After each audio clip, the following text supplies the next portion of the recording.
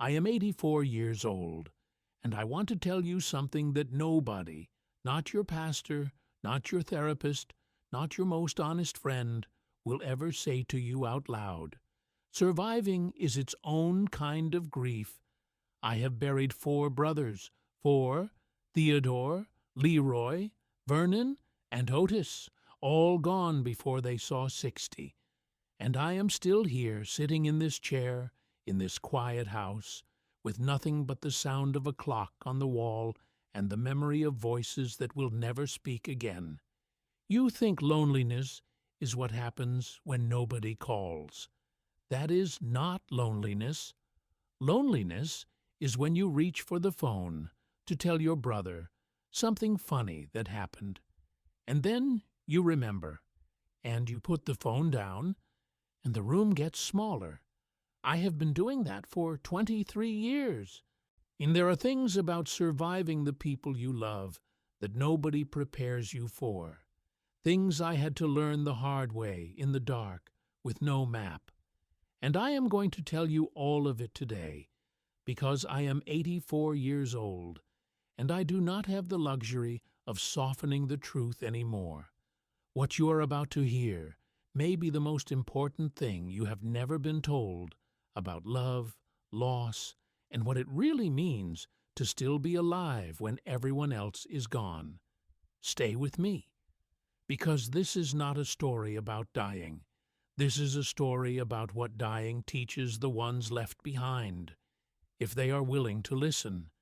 And if what I share today reaches even one person who needs it, subscribe to this channel. Because there is more. There is always more, and some of it will change the way you see the time you have left. My mother had 5 sons, and she called us her 5 fingers, said we were one hand, that together we could hold anything. Theodore was the oldest, serious, steady, the one who fixed things. Leroy was the talker. Lord, that man could talk. Vernon was the quiet one. But when he laughed, the whole room laughed with him. Otis was the baby, 12 years younger than me, and I was in the middle, Cornelius, the one who watched everything. We grew up in Birmingham, Alabama, in the 1940s and 50s.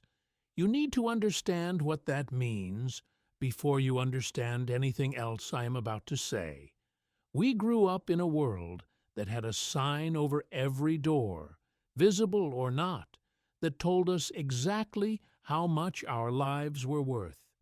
We could not eat at certain counters, could not drink from certain fountains, could not walk on certain sidewalks without looking at the ground. My father worked 14 hours a day in a steel mill and came home too tired to lift his arms. And on Friday nights, the foreman who did half the work got twice the pay. That was the water we swam in.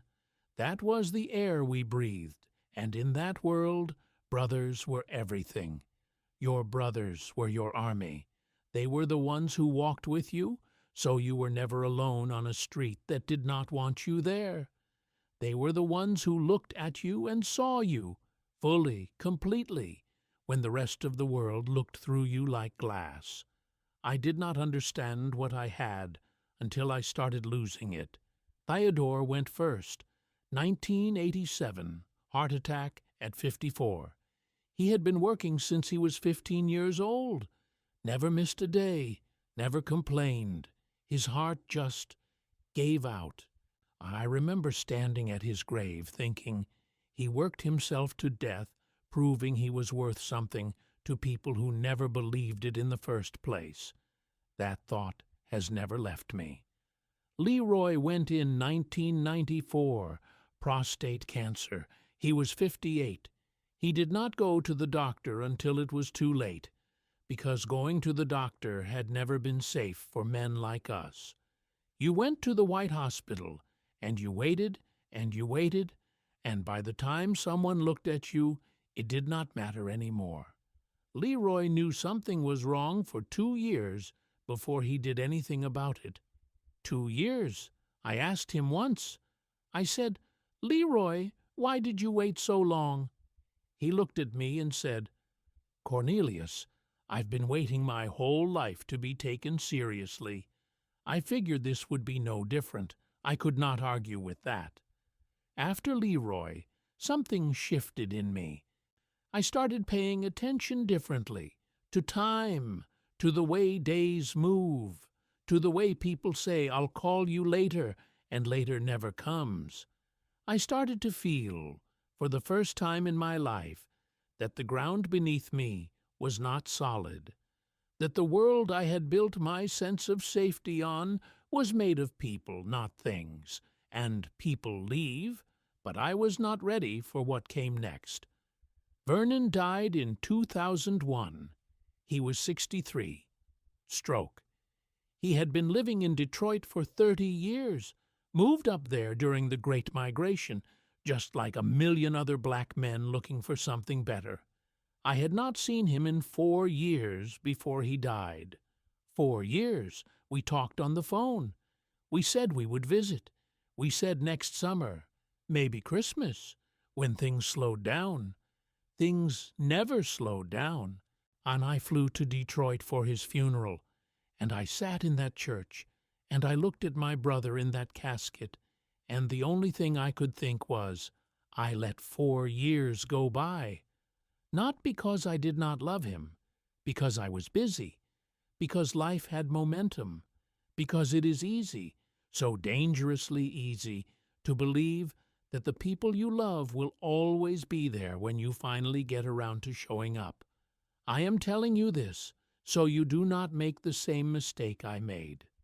Because you will not get a warning. There is no alarm that goes off. One day, your brother is on the phone telling you a joke, and then one day, he is not. If you are listening to this right now, and there is someone you have been meaning to call, stop. Stop after this. Call them. And while you are still here, if this channel is giving you something real, is something that is making you think, subscribe, because I have more stories, and the next one might be the one that finally makes you pick up that phone. After Vernon, I thought the worst was behind me. I was wrong. Otis, my baby brother, the one I used to carry on my shoulders when he was 3 years old. Otis died in 2012. He was 65, diabetes complications.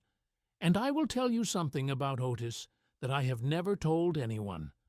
Otis and I had not spoken in 6 years before he died. 6 years. We had a disagreement about money, about our mother's house after she passed. It was ugly, and it was petty, and in the scope of everything we had survived together, everything our family had been through. It was nothing. It was absolutely nothing. But we were both too proud. I was too proud. I am 84 years old, and I have had a long time to sit with the weight of that pride. Let me tell you what pride costs. Pride costs you the last 6 years of your brother's life. Pride costs you the chance to say, "I'm sorry," while he can still hear it. Pride costs you mornings like this one, when I wake up and the first thing I feel is not peace. It is the particular, specific pain of a wound that can never close because the person you need to forgive you is gone. I would give everything I have for 1 hour with Otis. 1 hour. Not to talk about the money, not to relitigate what happened, just to sit with him, just to hear his voice, just to be his brother one more time. You think you have time? You do not have time? You think the argument you are in right now matters? That the grudge you are carrying has weight and substance and principle behind it. It does not. I promise you, from the other side of a grief that has no end, it does not. Whatever it is, whatever happened, whatever was said or not said or done or not done, it is not worth 6 years of silence. It is not worth the last conversation being an angry one. It is not worth standing at a grave knowing that the last thing you two shared was bitterness. Let it go. Not for them, for you, because you are the one who has to live with it afterward. People ask me sometimes, Cornelius, what is it like? Living alone at 84? I tell them the truth. It is quiet in ways that sound like noise. I wake up in the morning and the house is still. My wife Dorothy passed in 2019. My brothers are gone. My closest friends from Birmingham, men I marched with, men I worked beside, men who knew my name before the world tried to replace it with something smaller. Most of them are gone, too. I am the last one. Do you know what that means? To be the last one? It means you are the only living memory of certain things. Things that happened in 1955 on a certain street. Things that were said in a certain kitchen. The sound of your mother's voice. The way your father looked when he thought no one was watching. When I go, those things go with me. There will be no one left who knows them. That is a weight I do not think young people understand. But I am not telling you this so you feel sorry for me. I do not want your pity. I have survived things that should have broken me. And I am still here, still thinking, still talking. I am telling you this because you are still in the middle of your story. Will you still have people? You still have brothers, sisters, friends, parents, people whose voices you can still hear, people who are still here. And I need you to understand something. The time you have with them right now, this specific, irreplaceable, unrepeatable time, is the most valuable thing in your life. Not your career, not your savings account, not your reputation, not whatever you are worried about at 3 a.m, the people, always the people. I worked hard my whole life, Lord knows I did. I worked hard because I had to. Because a black man in America does not get the benefit of the doubt, does not get the second chance, does not get the promotion without proving himself 3 times over. I worked hard because my father worked hard, and his father before him, because that is what survival looked like for people like us. But somewhere in all that work, I confused surviving with living.